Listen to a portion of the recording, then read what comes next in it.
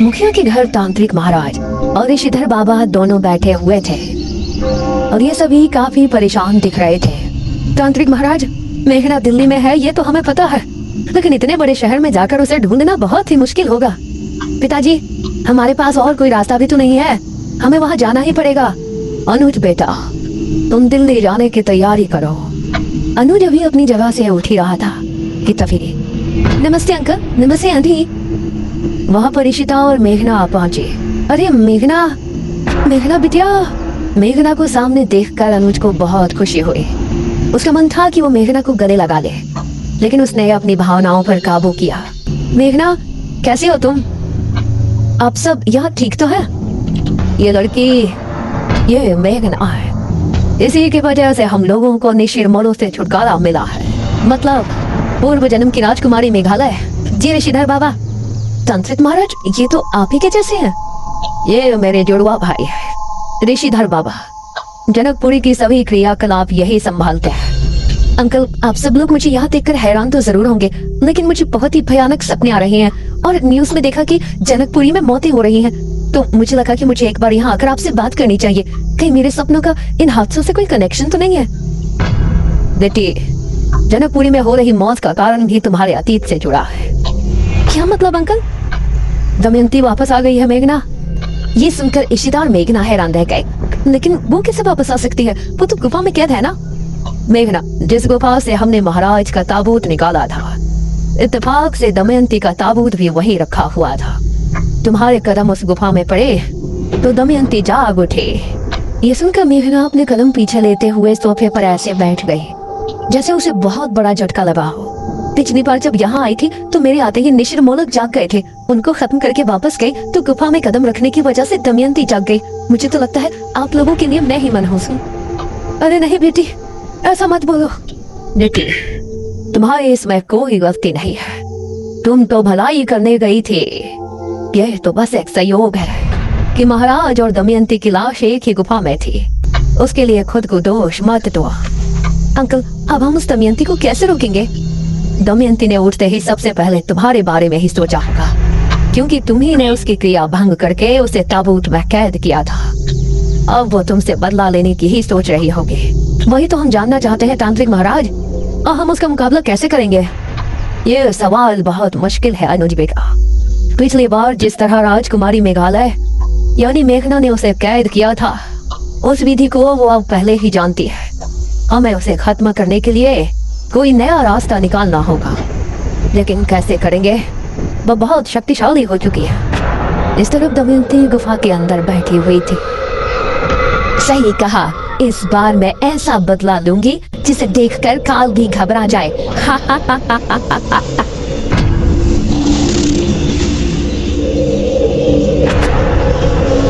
रात के करीब 2 बजे के समय पुराने किले में तांत्रिक महाराज और निशिधर बाबा दोनों ध्यान मग्न बैठे थे। दोनों योग मुद्रा में थे और उनकी आंखें बंद थी। ईशिता, मेघना और अनुज एक तरफ, मुखिया और ठकुराइन दूसरी तरफ बैठे थे। तभी अनुज धीरे से मेघना से बोला, मेघना, वैसे एक बात कहूँ? हाँ कहो। तुम्हारे जाने के बाद तुम्हारी असली मौजूदगी का एहसास हुआ मुझे। इस पर मेघना ने अनुज की तरफ देखा। मतलब तुम्हारे यहाँ से जाने के बाद एक दिन के अंदर ही मैं इतना उब गया था, गाँव में मन ही नहीं लग रहा था। कभी कभी तो मैं ये सोचता था कि निशिर मोलो इस गांव से गए ही क्यों, और क्यों तुम्हें यहाँ से जाना पड़ा। ओह अच्छा, वैसे अनुज कि तुमको इतनी प्यारी लगती है तो इसे गांव में ही रोक लो ना। ईशिता, तुमको दिख नहीं रहा यहाँ क्या सिचुएशन चल रही है? तुम दोनों प्लीज चुप हो जाओ। ऋषिधर बाबा और तांत्रिक महाराज को दमयंती एक सुनसान इलाके में बैठी नजर आई। उन्होंने देखा कि दमयंती के पास एक सांप, एक चमगादड़ और एक बिच्छू आकर बैठ गया। दमयंती ने उन तीनों की तरफ एक बार देखा और फिर जोर जोर से हंसने लगी। तभी तांत्रिक महाराज और ऋषिधर बाबा दोनों ने आंखें खोली। तांत्रिक महाराज, क्या देखा आपने? कुछ पता चला? हमने देखा कि दमयंती के पास बिच्छू, चमगादड़ और सांप बैठा हुआ है। ये सुनकर सभी ने एक दूसरे की तरफ देखा। इसका क्या मतलब है? इसका मतलब है कि इन तीनों जहरीले जीव जंतु के साथ वो अपनी किसी भयानक क्रिया को अंजाम देने वाली है। इस तरफ दमयंती धीमे कदमों के साथ राजमहल की तरफ बढ़ रही थी। उसने राजमहल के मुख्य द्वार को खोला और मुस्कुराते हुए अंदर चली गई। उसने देखा वो सिंहासन जिस पर वो कभी बैठा करती थी वो ठीक उसके सामने है। आखिर हम हमारे राजमहल में वापस आ ही गए। हा हा हा हा हा हा हा। वो जैसे ही सिंहासन पर बैठी वैसे ही राजमहल के सभी रोशनदान अपने आप जल उठे। देखते ही देखते पूरा राजमहल दीपों से जगमगा उठा। तभी अचानक गलियारे से उसे एक आवाज सुनाई दी। महारानी दमयंती। ये किसी के सिसकने की आवाज थी जिसे सुनकर दमयंती के चेहरे पर आई खुशी उड़न छू हो गई। दमयंती सिंहासन से उठी और गलियारे की तरफ बढ़ गई।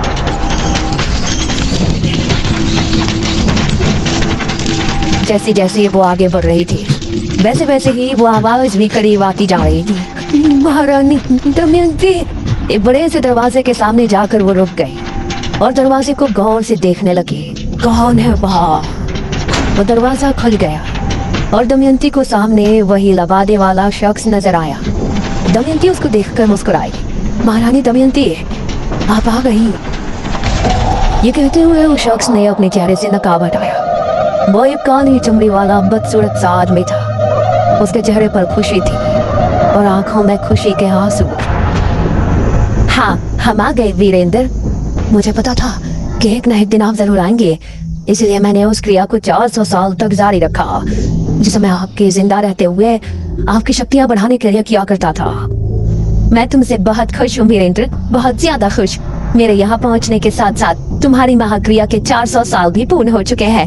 अब तुम चाहो तो महल से बाहर जा सकते हो, लेकिन महल से बाहर जाते ही क्रिया बंधन टूट जाएगा और फिर तुम मनुष्य योनि में वापस चले जाओगे, जिसमें तुम बढ़ती उम्र के साथ बूढ़े भी हो जाओगे और तुम्हें मौत भी आ जाएगी। लेकिन महारानी, अगर ऐसा हुआ तो फिर हम जीवित कैसे रहेंगे? हमारे साथ ये नहीं होना चाहिए। तुम चिंता मत करो वीरेंद्र, मैंने तुमको सिर्फ बताया है। तुम अमर नहीं तो क्या, मैं तो अभी अगले 600 साल तक अमर हूँ। मेरी शक्तियों के इस्तेमाल से मैं तुमको कुछ नहीं होने दूंगी। धन्यवाद महारानी। अब मैं आपके लिए बाहरी कार्य भी करना चाहूंगा।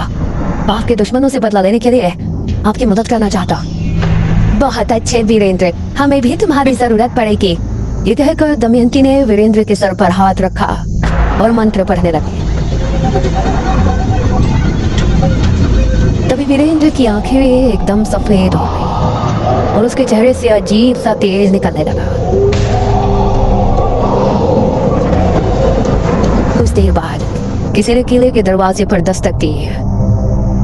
अरे, ये दरवाजे पर कौन है इस समय? अंदर मुखिया ने उठकर दरवाजा खोला तो सामने एक आदमी खड़ा था। मुखिया जी, जल्दी चलिए, मेरी पत्नी को ना जाने क्या हो गया है। वो अजीब हरकतें कर रही है, कभी चिल्ला रही है, कभी हंस रही है तो कभी रो रही है। उसने मुझ पर हमला भी किया है और अब जंगल में भाग गई है। हे भगवान, अब ये क्या नई मुसीबत है। ठीक है, हम अभी चलते हैं। अब ये सभी उस आदमी के साथ जंगल की तरफ रवाना हो गए। जंगल इस समय बहुत सुनसान लग रहा था। वो आदमी आगे आगे चल रहा था और ये सभी उसके पीछे थे। वो आदमी अब कुछ बोल भी नहीं रहा था। अरे ओ भाई, कहाँ ले जा रहे हो तुम हमें? चलते चलते इतनी देर हो गई है। हाँ बेटा, तुम्हारी बीवी भी कहीं नजर नहीं आ रही है।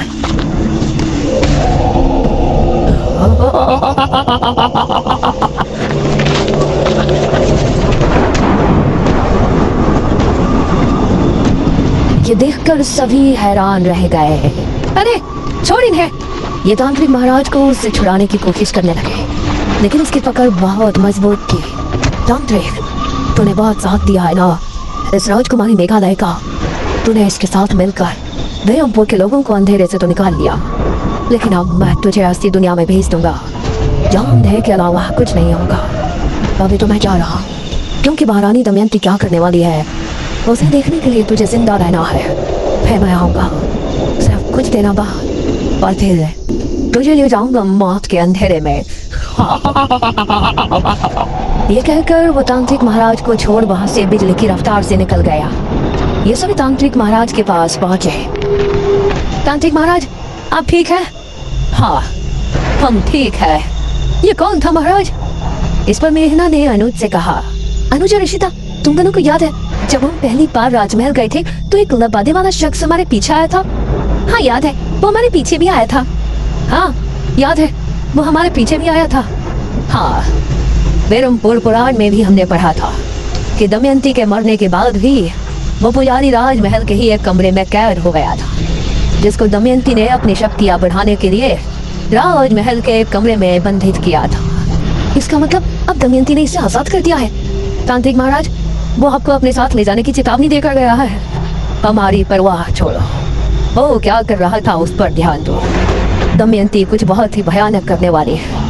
तभी चारों तरफ से चमगादड़ और कौवों की भयानक आवाजें गूंजने लगी। उन्होंने देखा कि आसमान में लाखों कौवे और चमगादड़ एक साथ उड़ रहे हैं। जमीन पर कई सांप एक साथ निकल कर रेंग रहे हैं। हवा का रुख भी बहुत तेज हो गया था। धुंध बहुत ज्यादा बढ़ गई थी, मानो कोई तूफान आ गया हो। ये सब क्या हो रहा है तांत्रिक महाराज? सभी वापस गांव की ओर चलो, अभी यहाँ रुकना उचित नहीं है। ये सभी लोग वापस किले की तरफ निकल गए। मेघना बहुत ही गहरी सोच में डूबती जा रही थी। उसे किसी बड़ी अनहोनी का एहसास हो रहा था। तांत्रिक महाराज और ऋषिधर बाबा किले में ही ठहर गए और ये सभी मुखिया के घर आ गए।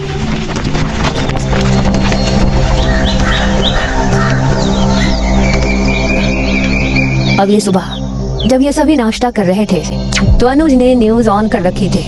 भारत में पहली बार एक ऐसी घटना घटी है जो देखने वालों के दिमाग को बौखला रही है। बेरमपुर, जनकपुरी और इनके आसपास जितने भी शहरी इलाके हैं, उन इलाकों से चमगादड़ और कौवे एक ही समय में आसमान में उड़ एक ही दिशा में जा रही है। जंगलों से सांप अपने बिलों से निकलकर एक ही दिशा में रेंग रहे हैं। लोगों का कहना है कि सभी कौवे और चमगादड़ जनकपुरी के जंगल की तरफ गए थे और उसके बाद कहाँ गायब हो गए ये किसी को समझ नहीं आ रहा है। ये सुनकर सभी हैरान रह गए। हे भगवान, मतलब वो सभी सांप, कौवे और चमगादड़ जनकपुरी गए हैं। ये बात हमें जल्द ही तांत्रिक महाराज को बतानी चाहिए। अंकल आप और आंटी यहीं रुकिए, हम तीनों तांत्रिक महाराज के पास जाते हैं। अनु, ऋषिता और मेघना उसी समय किले पर पहुंचे।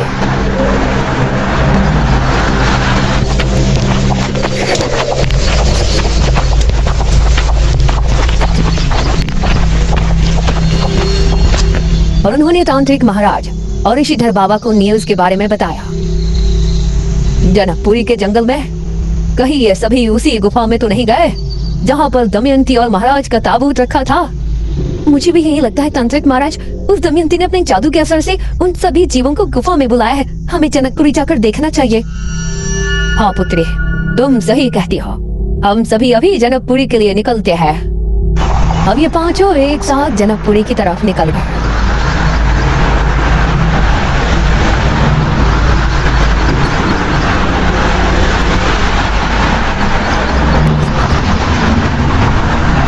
और वहां पहुंचते हुए इनको शाम हो गई। वहां पहुंचने पर इन्होंने जनकपुरी के लोगों को चौक पर जमा किया। ऋषिधर बाबा, अच्छा हुआ आप आ गए। क्या हुआ आप लोगों को? आप यहाँ जमा क्यों हैं? ऋषिधर बाबा, कल रात हमने करोड़ों चमगादड़ और कौओं को उसी गुफा की तरफ जाते हुए देखा है जहाँ से तांत्रिक महाराज विश्वजीत का ताबूत लेकर गए थे। हम उस गुफा में जाने के लिए ही यहाँ आए। आप लोग यहीं रुककर हमारे वापस आने तक का इंतजार करें। गांव के लोगों से बात करके ये पांचों अब गुफा की तरफ रवाना हो गए। महारानी, वो सभी गुफा की तरफ ही आ रहे हैं, आपको मारने के इरादे से। मुझे मारने के इरादे से? कुछ देर चलने के बाद ये सभी गुफा पर पहुंचे।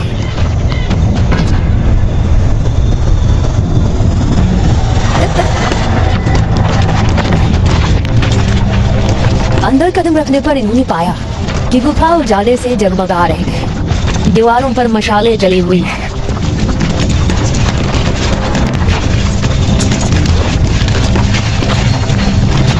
इन्होंने देखा कि दमयंती जमीन पर अग्निकुंड के सामने बैठी है और उसके चारों तरफ कौवे, चमगादड़ और सांप और बिच्छू जमा है। दमयंती ने इनको देखा तो ऊंचे स्वर में बोली, आओ राजकुमारी मेघालय, मुझे मारने आई हो ना? आगे बढ़ो। कोई आगे मत बढ़ना, ये बहुत जहरीले सांप और बिच्छू है। डरो नहीं राजकुमारी मेघालय, तुमको मैं इतनी आसान मृत्यु नहीं देने वाली। अभी तो तुमको बहुत बड़ा इम्तिहान देना है। 400 साल पहले तुमने पूरे राज्य को अपने उस मृत्युंजय अमृत के जरिए एक महामारी से बचाया था ना? अब देखना, अब पूरा भारतवर्ष महामारी में डूब जाएगा।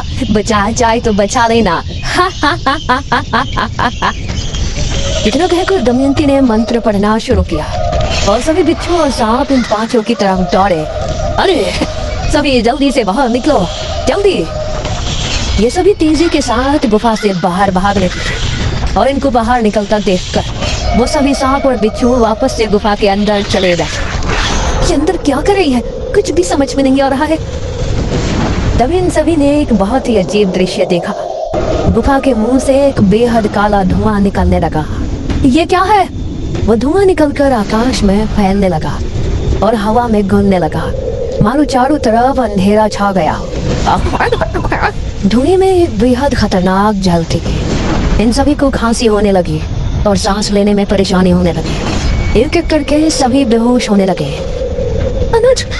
मेघना अनुज की तरफ भागे और अनुज भी उसी की तरफ आ रहा था, लेकिन ये एक दूसरे से मिलते हैं। इससे पहले ही दोनों की सांसें उखड़ी और ये दोनों भी बेहोश हो गए।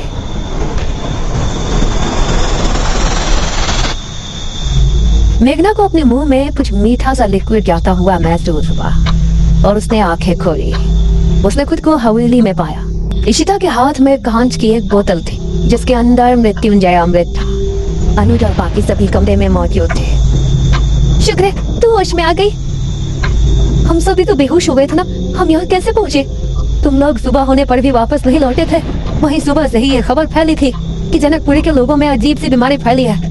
सभी को जुकाम, बुखार, खांसी एक साथ होकर किसी संक्रमण की तरफ फैल रहा है। ये सुनकर मुझे तुम लोगों की चिंता हुई। मैं गांव के कुछ लोगों को लेकर जनकपुरी गुफा पर पहुंचा तो तुम सभी बेहोश थे। तुमको गांव वालों की मदद से यहाँ लाया और सभी को मृत्युंजय अमृत पिलाकर ठीक किया।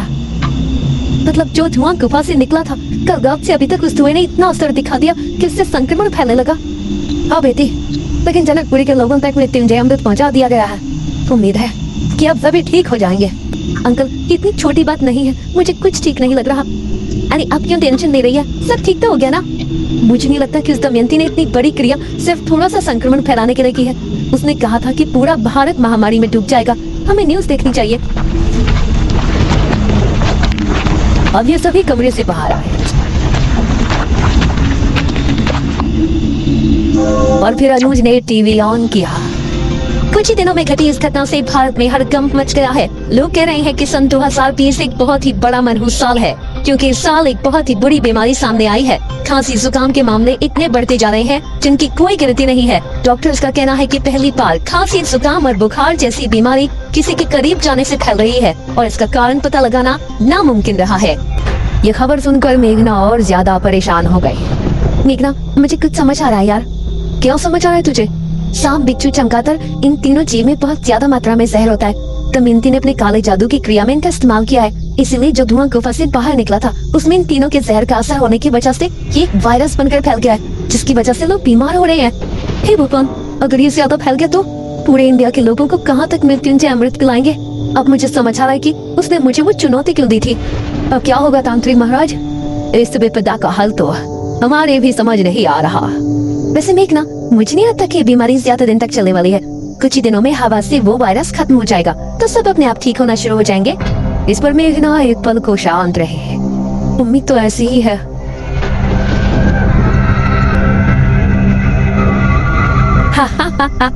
ये बेवकूफ समझ रहे हैं कि वो संक्रमण ऐसे ही खत्म हो जाएगा, लेकिन ये तो एक शुरुआत है मेघालय, सिर्फ शुरुआत। मेघना इसी आशा में थे कि वायरस खत्म हो जाएगा और लोग बीमार पड़ना बंद हो जाएंगे, लेकिन दिन पर दिन लोगों की तबीयत बिगड़ती जा रही थी। जनवरी से फरवरी का महीना ऐसे ही निकल गया था और अब मार्च का महीना भी आधा निकल गया था। रात के समय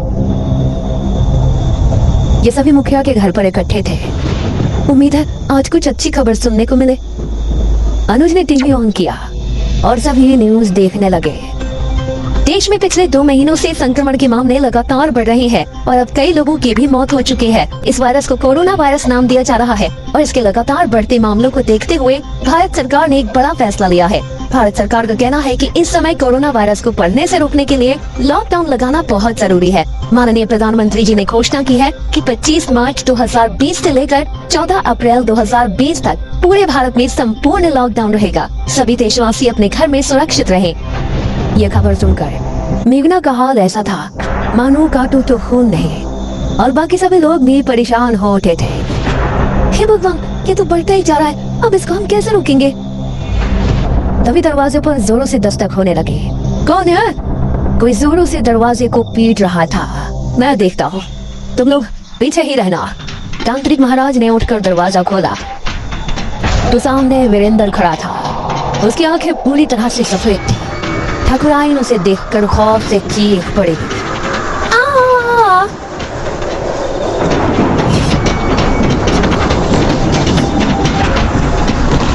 और उनको घसीट कर ले जाने लगा। तांत्रिक महाराज! ये सभी बाहर की तरफ भागे, लेकिन तभी दरवाजा अपने आप बंद हो गया। कोई तांत्रिक महाराज को बचाओ! ये सभी खिड़की से उन्हें देख रहे थे। वीरेंद्र तांत्रिक महाराज को घसीटते हुए जंगल की तरफ ले जा रहा था। देख ले राजकुमारी, पाले कैसे तेरे तांत्रिक महाराज को मैं तेरे सामने काली दुनिया में ले जाता हूँ। दमयंती भी उस समय गुफा में आंखें बंद किए बैठी थी और ये सारा दृश्य देख रही थी। सभी बेबस थे। इन सभी की आंखों से आंसू निकल रहे।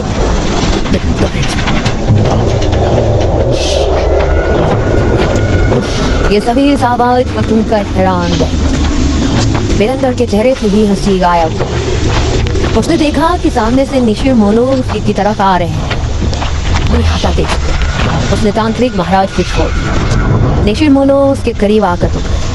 उनकी आंखें लाल लाल चमक उठी। वीरेंद्र की आंखों में खौफ उतर आया। तभी ताबूत खुल गया। उसके अंदर से सुनहरी रोशनी निकली और वीरेंद्र को ताबूत के अंदर निशिर मोनो वीरेंद्र को लेकर चले। तो तभी दरवाजा भी खुल गया और ये सभी बाहर निकल गए। तांत्रिक महाराज के पास पहुंचे। इस तरफ दमयंती ने देखा तो उसके क्रोध की सीमा पार। ये कैसे हो सकता है? ये तो वही 4 लोग हैं जो मुझे सपने में दिखा करते थे। ये सच में इस दुनिया में है? दमयंती अब क्या करने? इस खतरनाक वायरस से मेघना लोगों को कैसे बचाएगी? निशिर मोनो अचानक वापस कैसे आए? क्या फिर से पेरमपुर की गलियों में निशिर मोनो पर खौफ पैदा हो जाएगा? इन सवालों के जवाब जानने के लिए देखिए इस कहानी का अगला भाग जल्द ही।